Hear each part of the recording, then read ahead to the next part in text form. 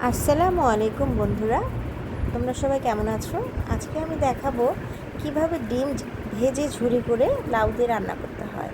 প্রথমে আমি পেঁয়াজ ভেজে নিয়েছি, তারপর লাউগুলো দিয়ে দিলাম।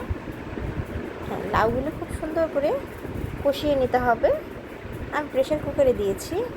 হ্যাঁ,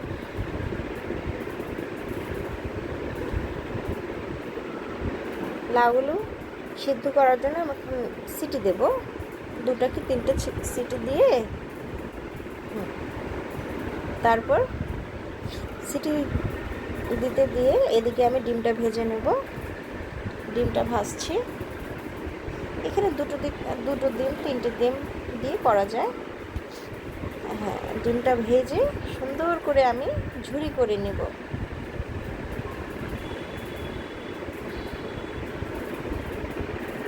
সুন্দর করে আমি ঝুরি করে নিয়েছি।